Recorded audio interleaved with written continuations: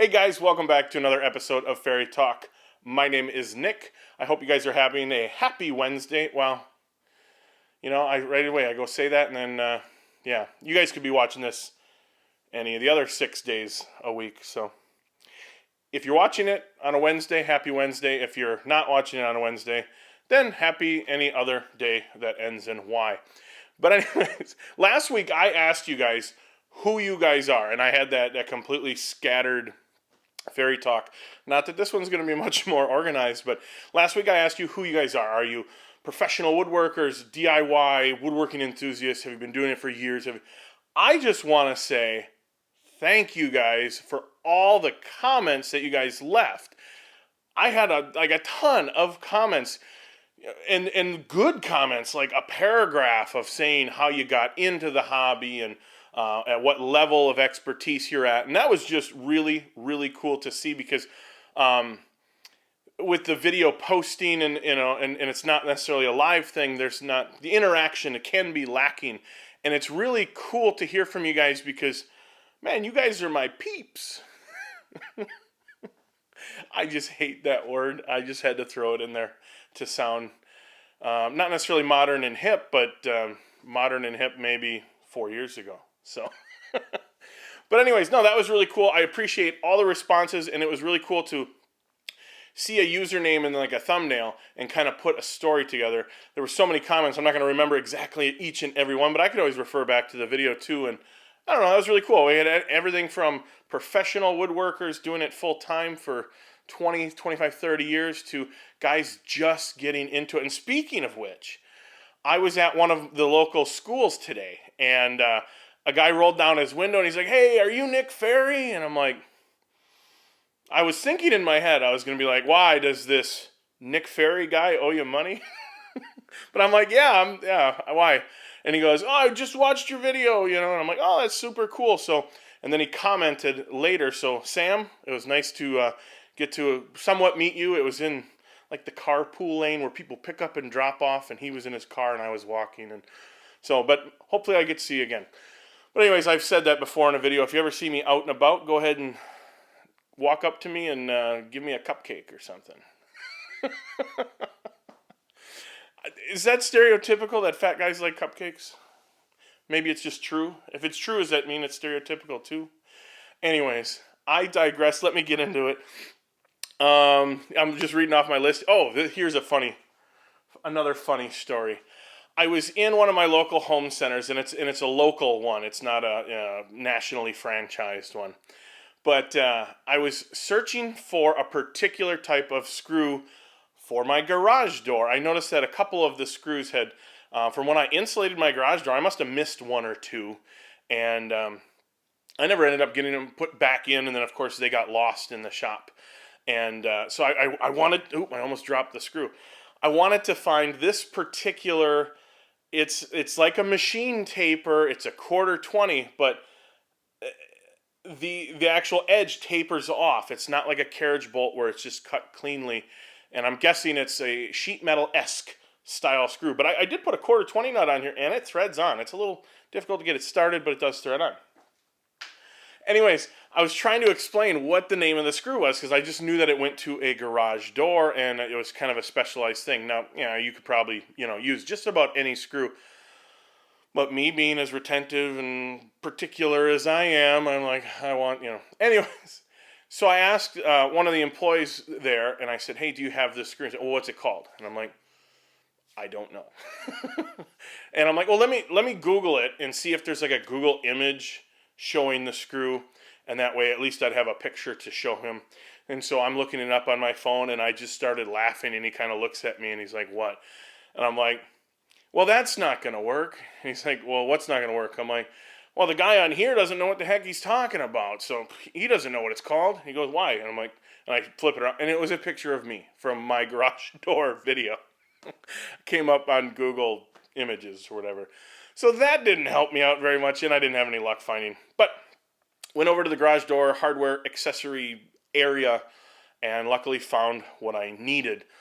But I thought that was funny that, go to Google it to look it up. I'm hoping to find an expert because I don't know what it's called. And apparently I come up.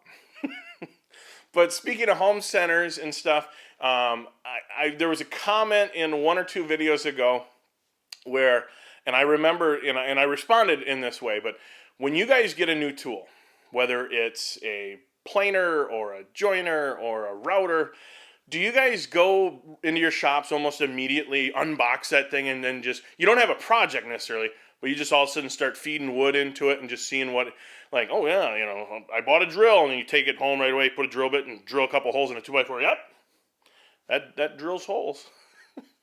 Because that's exactly what I did as a kid. My first power tool that I received, as far as I can remember, was this 3/8 inch keyed chuck corded drill, along with a tiny drill bit set. And the first thing I did, and I got a crosscut saw that same round of gifts for Christmas. But anyways, I went into my basement and I grabbed a chunk of 2x4 and I put a drill and I drilled 10, 20 holes. That was my first project as a kid. I think I was right around 12.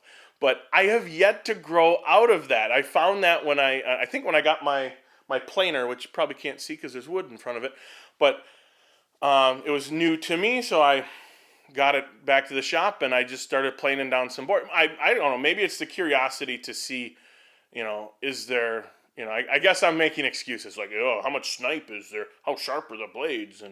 But no, it's like you get a tool and you're like a kid in a candy store. I don't know. That's at least what I had found out. But and somebody had commented on my dog dish. I looked, it was over here, but I gave it to my mom already. And asked if the legs were splayed out at all. And no, they weren't. And I thought that was kind of apparent in the video that they were at 90 degrees. But yeah, there's no reason you couldn't splay them. But the same email I had gotten about it was they were asking if they weren't 90 degrees, how did I find the angle? Well, in that particular case, if I were to splay the legs out, I wouldn't have cared I just would have went off eye. I would have just tilted the blade and there you go. That looks about good to me. Whether it's 10 degrees off 90 or something like that. But the question that he had was, how would do I rely off my saw for the bevel section of my saw? Do I rely off the actual gauge built into the saw? And I'm trying to actually recollect when I recently got a saw stop, and so when I was setting that all up, I made sure that the 90 stop and then the 45 degree hard stops were perfectly dialed in. And so I know for 90 and 45, they're dialed in. I just go until it stops. And then I do actually double check it with like a square. But he was asking if I ever use one of those digital angle gauges. I think they're made by Wixie, I think is the most popular brand. And no, I haven't tried one of those. I'm trying to think of the reason why not. I don't know. If you guys have them, let me know how accurate they are. Maybe that's something I should try and pick up and try using. I've seen a few people use them. I guess I've never had a huge call for them, but I guess it's maybe one of those tools where if you have it in your shop and it does prove to be reliable, maybe I'd use it more often. So, and the reason I mentioned my saw stop is I bet you I could, on my saw stop, trust the markings as far as if I wanted, say, a 22.5 degree bevel. I bet you I could trust it on that. Some of the previous saws I've had, that I would probably find a different way or means to measure that, because up until this saw, I had never had a fence system that I could trust reliably. So anyways, that was, and then one of my things on my list here was written sideways, so I had to turn because I don't read sideways. Another question I'd gotten in an email, and this I've gotten 3 or 4 times. I'm surprised I haven't addressed it, but is my camera, lighting, video setup. How do I shoot my videos? And they were asking if I'll ever do a video showing that. And I guess I'm asking you guys, would you guys be interested in seeing that? It's not overly complicated. I have 3-4 lights that are kind of just for the videos, but then I have 9 lights on the ceiling that I've had for years and years and years. It's a cheap tripod. There's nothing much to it. I shoot from a DSLR. Maybe I'm doing the video right now. And then as far as like my audio, that one I've had the most questions on. And in fact, I was just going to say it's right off camera, but I could probably...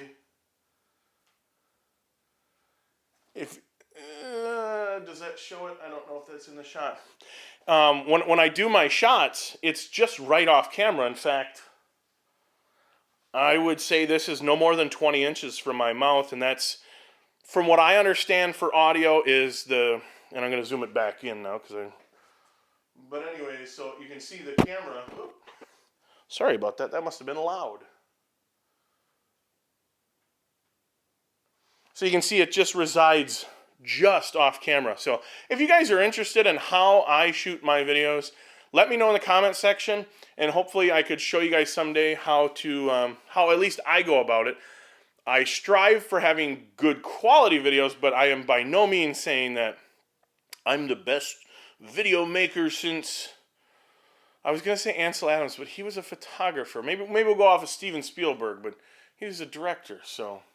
Either way, I'm not saying that mine are the best by any means, but I do try to make them look nice. I try to make the audio nice and clear and crisp and all that goodness. Oh, and that's a shotgun microphone, and I have 2 videos coming up where I'm essentially interviewing people, and that'll be interesting because 95% of any videos I've ever shot to upload to the web, whether it's woodworking or theater related stuff, it's been shot in an indoor setting in one location. I'm not moving around a whole lot. I don't have a steady cam, a professional one. I've made some in the past, but you get my point. It's more of a studio environment. I don't know if I mentioned this on Instagram or not, but I do want to. I'm in the works of doing an overhead track lighting system to get some of these tripods, because right now, if you just include videography stuff, I have 4 tripods, and then sometimes possibly 5. I got my microphone, my camera, 2. But anyways, so I'm going to do an overhead track system, and in fact, I'll show you. I am building it out of Unistrut, and I got a ball bearing carriage that I designed. It seems real simple, but the measurements were real particular as far as the bearings and the thickness of wood and the fasteners to be used. I digress. Can you guys tell I have ADD? Can you? But anyways, I have a couple interview style videos.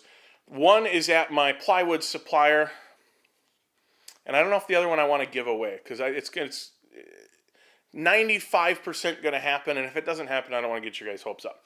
But anyways, so I bought this off of Amazon, and then this allows for a cordless transmitter and receiver to, I'm drawing a mind blank all of a sudden because I went from video setup. But anyways, this was just a cheap set off Amazon. The brand is Pile. I know they do some car audio. I've been testing this, and it's pretty noisy. The shotgun mic that you hear me from now, it's pretty nice. It's real crisp and clean. It's a good, decent enough microphone. This is a little bit noisy. My testing, in post-production, in my editing software, I think I can clean up that noise. But the problem is I'd be shooting on location, and so I had to alter it with kind of an auxiliary battery pack, and, basically it's fully mobile at this point. But this way it allows me to have 2 separate channels and the lapel microphones, or the lavalier microphones, so I can have one on myself, and then whomever I'm interviewing, they can have one as well, and we can control the levels, because my voice is typically louder than anyone else in the room. We can control the levels of the volume and dial that in, which I'm learning all of that, and hopefully I get that all ironed out. But yeah, let me know in the comments section whether you guys would like to know how all this is set up, at least how I do things. I wouldn't want to discourage somebody from possibly making DIY or woodworking videos, because there are 3 of my complete videos I shot off just an iPhone. And then even as of recent, like some of the, what they call B-roll footage, was shot on my iPhone as well, and nobody's ever said, that there was a huge difference. Anyways, so that's about all I have for you for this week, and as always, you guys take care.